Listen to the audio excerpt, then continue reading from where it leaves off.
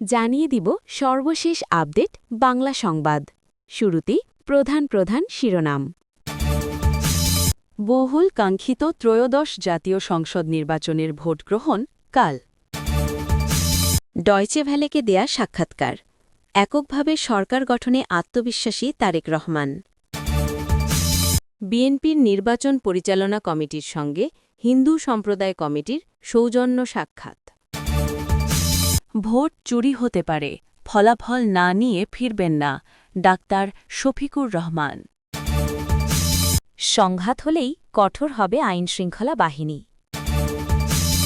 নতুন সরকারের প্রতি অগ্রিম শুভকামনা জ্বালানি উপদেষ্টার। এতক্ষণ শুনছিলেন সংবাদ শিরোনাম, এখন শুনবেন বিস্তারিত। বহুল কাঙ্ক্ষিত ত্রয়োদশ জাতীয় সংসদ নির্বাচনের ভোটগ্রহণ কাল। দেশের ইতিহাসে সবচেয়ে বেশি আইন শৃঙ্খলা রক্ষাকারী বাহিনী দায়িত্ব পালন করবে এবারের নির্বাচনে। সাথে যুক্ত হয়েছে বডি ওন ক্যামেরা ও ড্রোনের নজরদারি। ভোট একদিকে উৎসবের নাম, আরেকদিকে সংঘাত, সহিংসতা আর কেন্দ্র দখলের মঞ্চায়ন। ফলে ১২টি নির্বাচনের মধ্যে শেষ পর্যন্ত উৎসব বহাল ছিল ৪টি নির্বাচনে। বাকি ৮টিতে ভোটের মর্যাদা রক্ষায় ব্যর্থ হয়েছে সরকার, নির্বাচন কমিশন ও আইন শৃঙ্খলা রক্ষাকারী বাহিনী।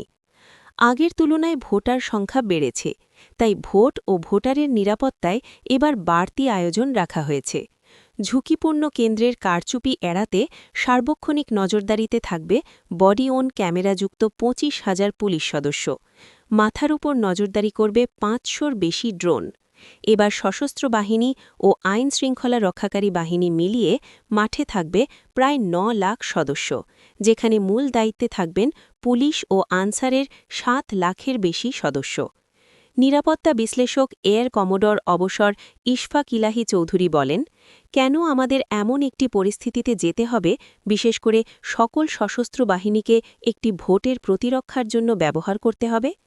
সশস্ত্র বাহিনীর মধ্যে ১ লাখ সেনা সদস্য, নৌ এবং বিমান বাহিনীও থাকবে বিশেষ নজরদারিতে। এছাড়া শান্তিপূর্ণ পরিবেশ নিশ্চিতে কাজ করবে বিজিবি ও কোস্ট গার্ড সদস্যরা। নির্বাচন কমিশন বলছে, কেবল বাহিনী মোতায়েন নয়, বিশৃঙ্খলা সৃষ্টিকারীদের বিরুদ্ধে কঠোর ব্যবস্থা নেয়ার নির্দেশও দেয়া হয়েছে।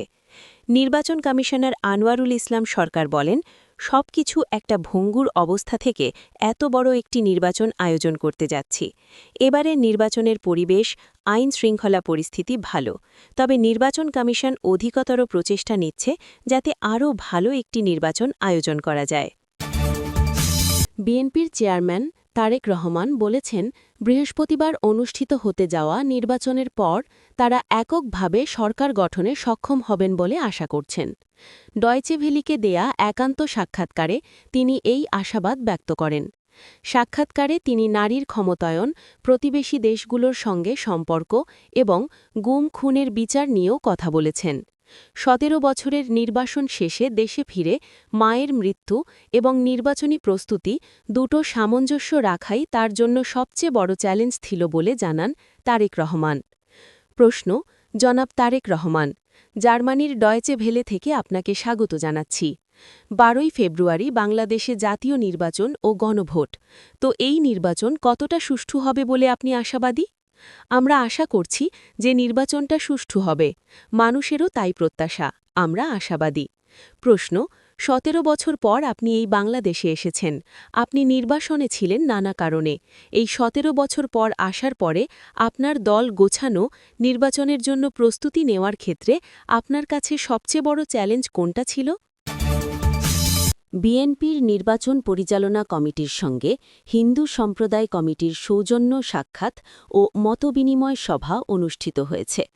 মঙ্গলবার ১০ ফেব্রুয়ারি রাতে অনুষ্ঠিত এই সভায় অংশ নেন বিএনপি নির্বাচন পরিচালনা কমিটির চেয়ারম্যান নজরুল ইসলাম খান ও মুখপাত্র ড মাহাদি আমিন সহ দলের জ্যেষ্ঠ নেতাকর্মীরা।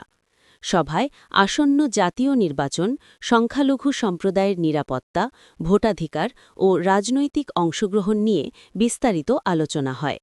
এ সময় বিএনপি নেতারা বলেন, ধর্ম বর্ণ নির্বিশেষে সকল নাগরিকের সমান অধিকার ও নিরাপত্তা নিশ্চিত করাই তাদের রাজনৈতিক অঙ্গীকার।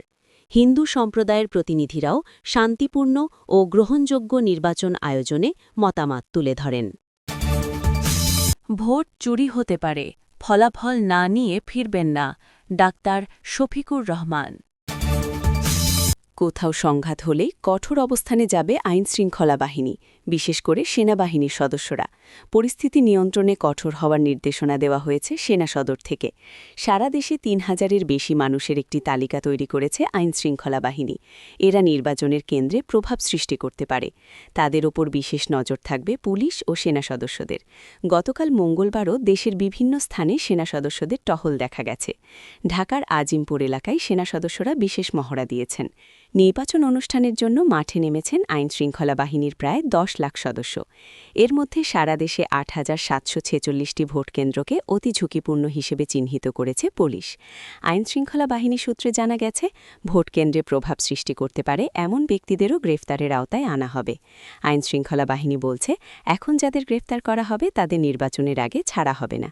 জানা গেছে, এবার বিভিন্ন বাহিনীর মোট ৯,৭০,০০০-এর বেশি আইনশৃঙ্খলা বাহিনীর সদস্য নির্বাচনী দায়িত্বে। আনসার ও গ্রাম প্রতিরক্ষা বাহিনী ভিডিপি ৫,৭৬,৪৮৩ জন, সেনাবাহিনী ১,০৩,০০০, নৌবাহিনী ৫,০০০, বিমান বাহিনী ৩,৭৩০, বর্ডার গার্ড বাংলাদেশের বিজিবি ৩৭,৪৫৩ জন, কোস্টগার্ড ৩,৫৮৫, পুলিশ ১,৮৭,৬০৩ জন, র্যাব ৯,৩৪৯ জন, চৌকিদার দফাদার ৪৫,৮২০ জন সদস্য মোতায়েন করা হবে।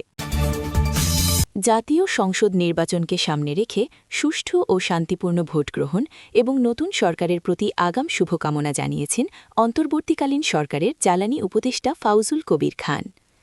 মঙ্গলবার ১০ ফেব্রুয়ারি রাতে সামাজিক যোগাযোগ মাধ্যম ফেসবুকে দেওয়া এক পোস্টে তিনি জানান, অন্তর্বর্তীকালীন সরকারের উপদেষ্টা হিসেবে এদিন তার শেষ কার্যদিবস ছিল। তবে আইন অনুযায়ী নতুন মন্ত্রিসভার শপথ গ্রহণ পর্যন্ত তিনি উপদেষ্টা পদে বহাল থাকবেন বলেও উল্লেখ করেন। পোস্টে তিনি বলেন, নির্বাচন শেষে নৈতিক বিবেচনায় তিনি আর কোনো নির্বাহী ক্ষমতা প্রয়োগ থেকে বিরত থাকবেন। উপদেষ্টা হিসেবে দায়িত্ব পালনের সুযোগ পাওয়াকে সৌভাগ্যের বিষয় উল্লেখ করে তিনি সর্বশক্তিমান আল্লাহর প্রতি কৃতজ্ঞতা জানান। পাশাপাশি দায়িত্বকালীন সময়ে সচিববৃন্দ, দপ্তর ও কোম্পানি প্রধানসহ সহকর্মীদের সহযোগিতার জন্য ধন্যবাদ জানান। নির্বাচন প্রসঙ্গে তিনি বলেন, ভোট যেন অবাধ, সুষ্ঠু, সহিংসতামুক্ত ও উৎসবমুখর হয়, এটাই প্রত্যাশা।